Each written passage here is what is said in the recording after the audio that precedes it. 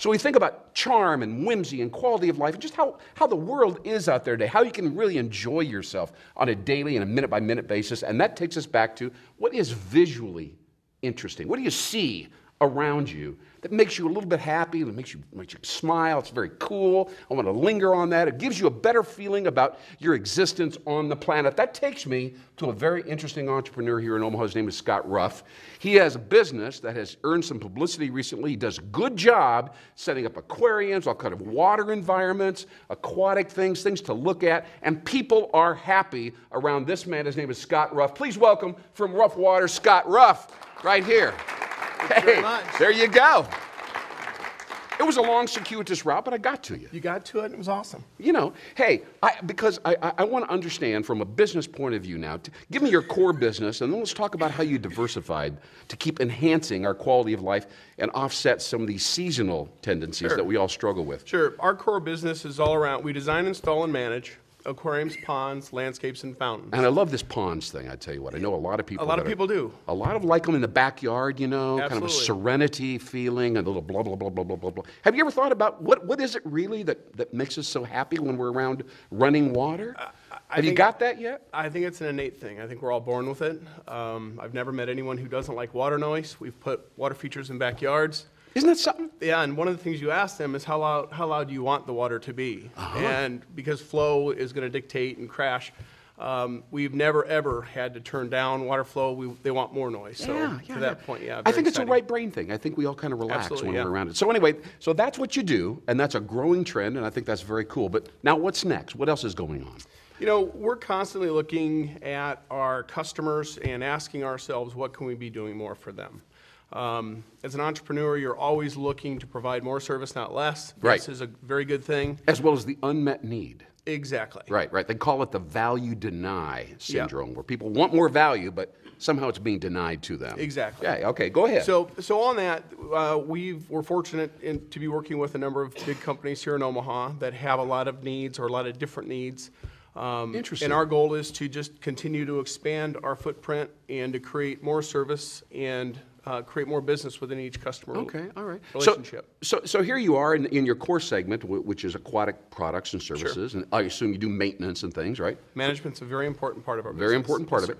So how do you edge out and start to broaden your niche? I mean, do you go to the next adjacent thing, which would be what? Why don't you tell me what your diversification is? A couple of things that we're looking at the last couple of years. In 2010, we had some customers that liked container gardens outside their location. Okay. Everybody's doing it. It's that first impression, that 10-second, you know, when you walk in, you see the beautiful planted pots outside of stunning, kind of hospitals. a high-impact thing. I had a number of customers that were very interested in that, so we expanded into that in 2010 last year. Okay. One of the things that we did, because we have a very solid understanding of water, we got into lake management.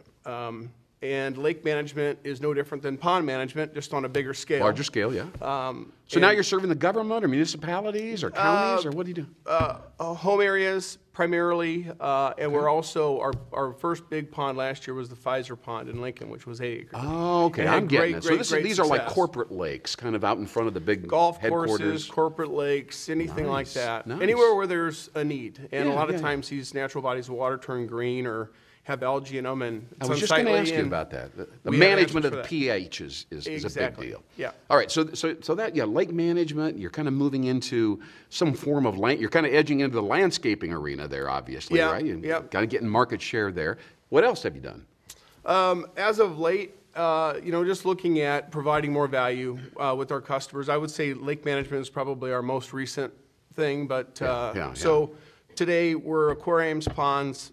We do landscape installation and maintenance, to your point, and fountains. We did a fountain for the Chamber of Commerce here downtown. Nice. Have a good relationship with them. And all of this is through Ruff Waters, or do you brand the individual divisions or segments? It's all through Ruff Waters. I guess to take a step back, one other thing that we got into, I have an internet business, Empire Aquatics. You do? And that, as you might guess, we sell and promote aquatic pumps, pond supplies, things like that. What portion of your overall revenue is driven by this online presence?